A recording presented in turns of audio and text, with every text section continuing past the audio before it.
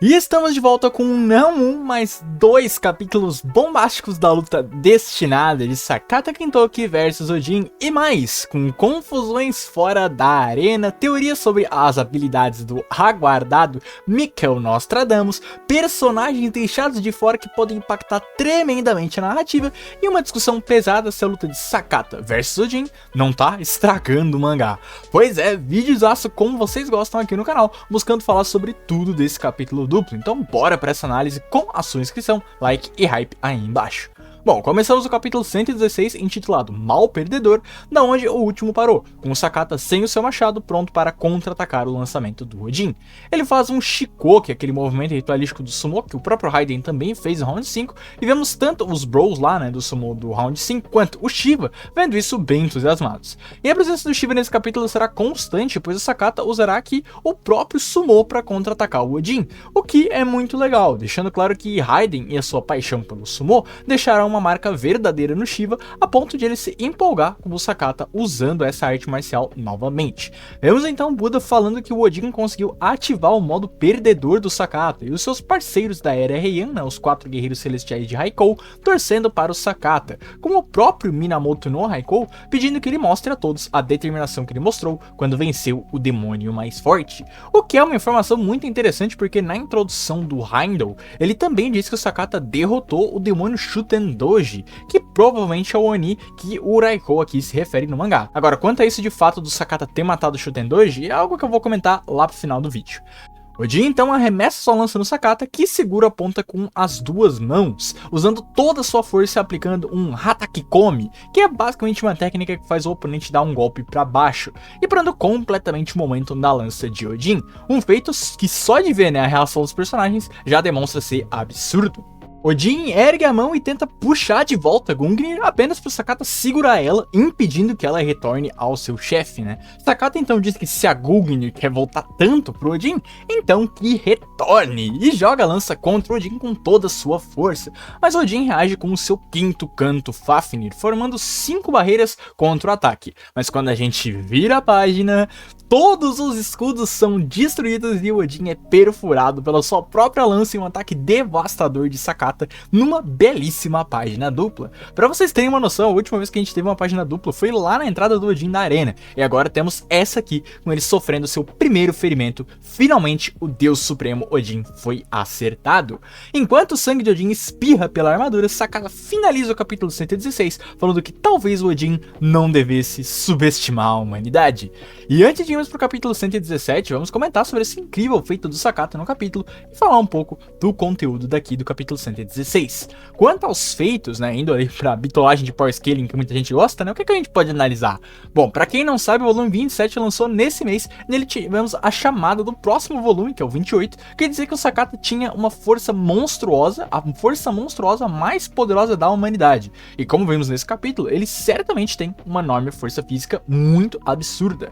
Usando uma técnica de sumo e a sua pura força, o Sakata conseguiu parar o lançamento da Gungnir, que não só é claramente algo muito difícil, como parou também o momentum do lançamento, lembrando que ela sempre busca atingir seu alvo por meio de magia.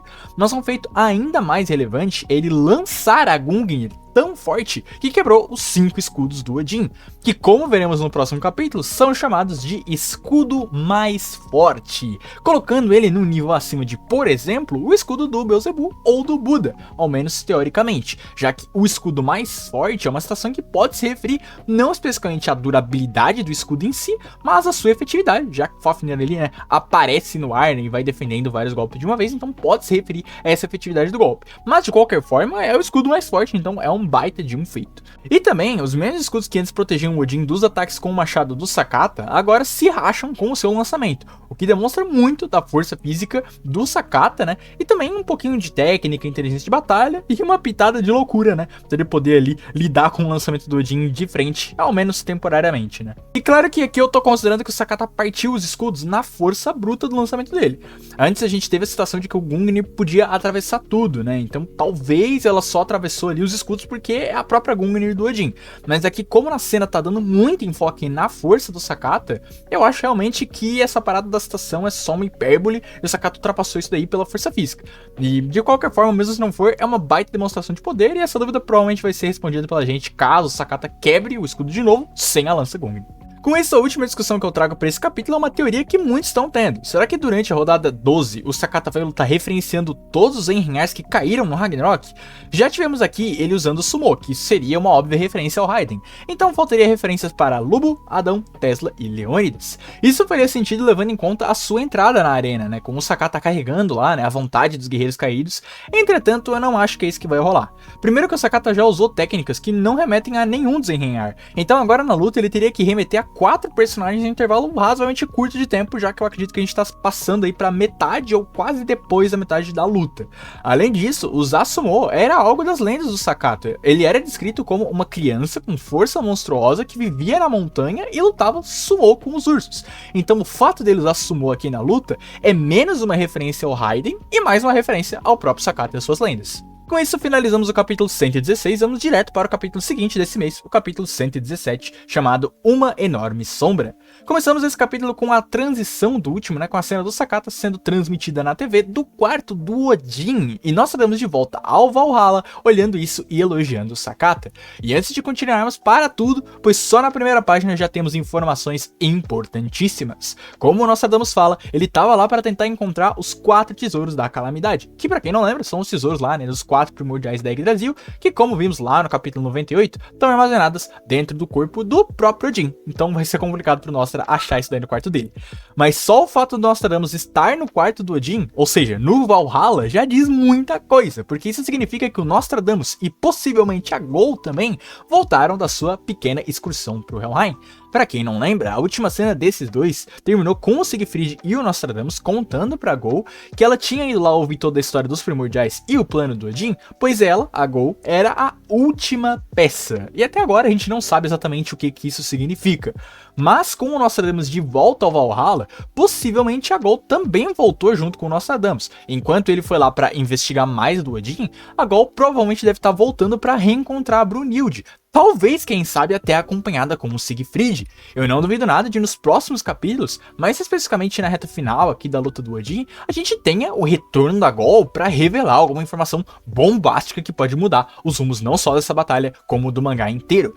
Então, voltando ao capítulo, Nostradamus sai da sala e acaba dando de cara com Adamas, que também estava investigando o Odin. Nostra tenta escapulir ali do deus, né, mas o Adamas sente o cheiro do Helheim nele, bizarramente de alguma forma. Então, Beelzebub aparece para revelar a identidade do Nostradamus. E meus queridos amigos, pra quem viu meu último vídeo de análise, viu que eu acertei o conflito desse capítulo, que seria sim Nostradamus e Beelzebub. Eu avisei que os dois iriam interagir e dito e feito. Claro que eu não considerei a presença do Adamas nisso tudo, até porque eu honestamente esqueci da existência dele. Mas pô, só de eu cravar qual era a interação desse capítulo, eu mereço seu like e a sua inscrição, né?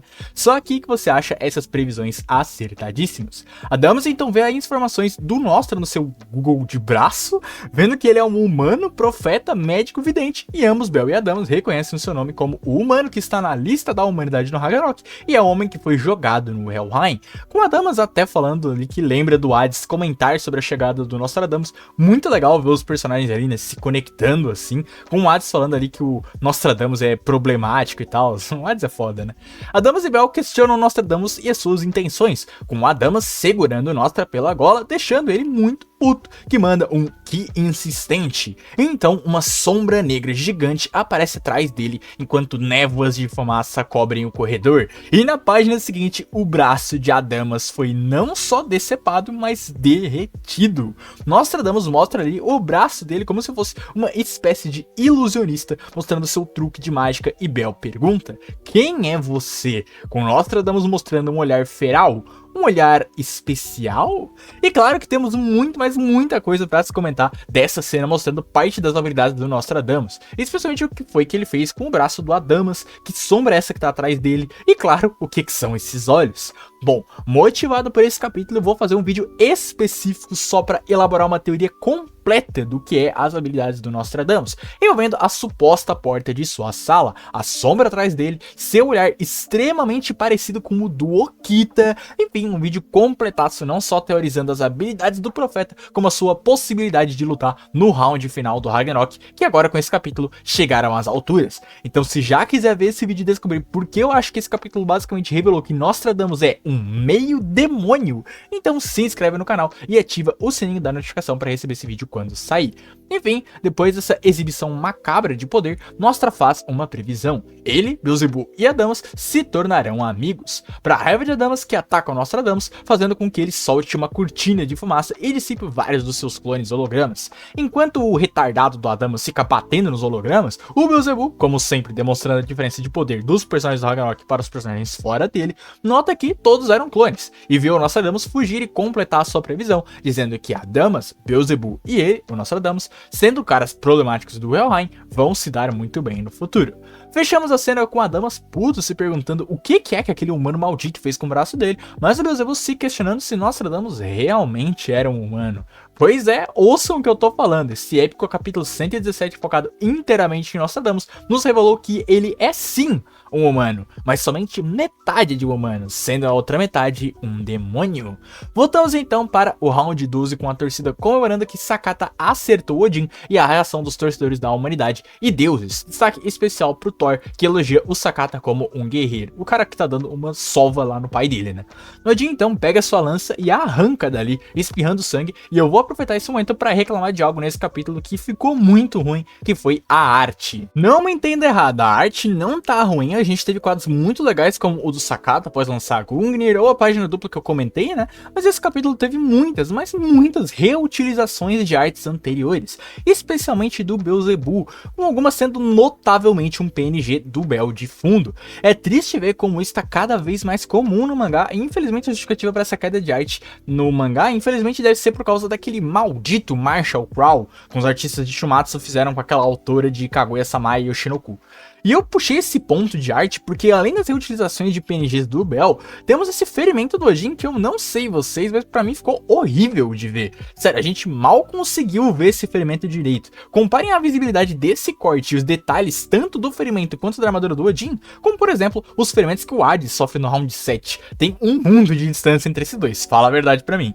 Enfim, continuando na luta, vemos Odin usar mais uma canção amaldiçoada, a 15ª, de nome Izunal Kopri, a eclosão da onda da vida, com Odin trazendo de volta o colar de Gungnir, né, que era o que havia se transformado na lança, e então, assim como no seu flashback, ele curando o seu ferimento. Pois é, senhoras e senhores, temos mais um personagem do elenco que se cura e aparentemente sem nenhuma consequência. Se Odin pudesse curar que nem ele se curou quando era o Velk lá no seu flashback, então até ferimentos fatais como um buraco na barriga poderão ser regenerados pelo deus nórdico, algo extremamente apelão. E quem concorda comigo é o Sakata, que pega o seu machado e finaliza o capítulo dizendo que aquilo é realmente uma trapaça, enquanto Odin malevolamente exibe o seu corpo sem qualquer arranhão. E com isso fica a questão de como Sakata Kinto que vai vencer um Odin que, ok, teve o seu escudo e o lançamento perfeito da sua Gungnir counterados pelo Sakata, mas que consegue se curar aparentemente sem nenhuma restrição. E claro, sem se esforçar muito, né? Porque enquanto o Sakata quase se cagou pra dar um golpe no Odin que acertou ele, o nórdico, convenhamos, parece estar bem tranquilo até agora. Esse capítulo foi muito interessante também no aspecto de power scaling, pois o Sakata nos mostrou uma forma de counterar ambos lançamento e escudos do Odin na base da força bruta, coisa que muitos personagens de Shumatsu têm como ponto forte, ou seja, personagens como Raiden, Zeus, Shiva, Leônidas, Hades, todos esses e alguns outros que eu não citei aqui, mas também poderiam, né, ter esse efeito de força física, mais ou menos poderiam aplicar um feito próximo do Sakata, ao menos responder de maneira razoavelmente efetiva contra esses cantos. O problema agora é lidar com a sua cura, coisa que a gente vai ver nos próximos capítulos, com certeza o Sakata lidando. Mas o conteúdo do próximo capítulo eu posso cravar pra vocês, pois já saiu o adiantamento do capítulo 118, Gentoki, filho da bruxa da montanha Yamauba e portador do poder de um deus primordial. Qual é o seu passado que nunca foi contado nos contos populares? Pois é, senhoras e senhores, como vocês podem ver, o próximo capítulo será sobre o flashback de Sakata. Algo que era muito necessário, pois apesar do personagem ser muito carismático e estar desempenhando muito bem na luta, ele ainda tá meio cru aos olhos dos leitores. E sim, eu sei que a luta tá complicada em questão de porrada, a gente tá com pouquíssimos capítulos de luta e dinâmicas empolgantes, né, ali no combate desses dois, mas eu vejo essa rodada estando muito parecida com o Round 10, que pra quem não lembra, também acabou só engrenando no aspecto de combate, depois que a gente teve o capítulo com pote externo, né, aquele lá do Odin, do Zebu e Buda, né, no corredor, e um flashback pra aprofundar um dos seus personagens, que foi o Susanoo. Só depois de tudo isso que a gente conseguiu ali ter uma dinâmica muito melhor de luta do Okita e do Susanoo. Tivemos o flashback do Odin, que seria ali o mangá colocando fermento pra esse bolo Odin assar, e agora o flashback de Sakata vai cozinhar esse personagem que tava cru, né? E com isso, após esse flashback, veremos Odin crescer e Sakata se tornando um ótimo personagem, com ambos sendo desenvolvidos e aprofundados numa luta ferrenha que já conheceremos a história, passado e trauma de ambos os personagens. E como vocês viram, Sakata terá algo fora dos contos populares, o que já imaginávamos, já que Shimatsu quase sempre usa esse recurso, né? Minha teoria é que seu flashback será bastante longo e contando basicamente a sua origem desde um bebê da montanha, sendo cuidado pela bruxa da montanha, que eu chuto ser a Irin, né, a deusa lá, que era a esposa do Gon, já teorizei isso em vídeos passados aqui do canal, indo até a sua juventude, ele tomou a fama, né, de menino de ouro, né, o garoto que fazia lá o sumo com os ursos, né, até ser recrutado pelo Minamoto no Raikou e matar o Shuten Doji, mas isso é o que a gente vai ver no próximo capítulo. Agora comenta aí, tá curtindo a luta de Sakata vs Odin? O que você achou desse capítulo duplo da virada do Sakata contra o Deus Supremo? E o que achou das habilidades aí suspeitas, misteriosas de Nostradamus? Tivemos muito conteúdo hoje para discutir, então eu quero saber a sua opinião sobre cada um desses pontos que levantei aí abaixo nos comentários. Como sempre, agradecimento aos boosters do server Discord, Falha, Gegel, Dan, Veni e Kalin, os membros General de Guerra, João VRK, Ariel Rain, Ultimate Dimensions, Darkzin, Vitor Emanuel, Omni, Alex Grindel, Gigi, Igão 2002, Isadora Dotto e Francisco Fagner. Apoiarem diretamente o canal. E meus agradecimentos a você que ficou até aqui, um abraço e até mais.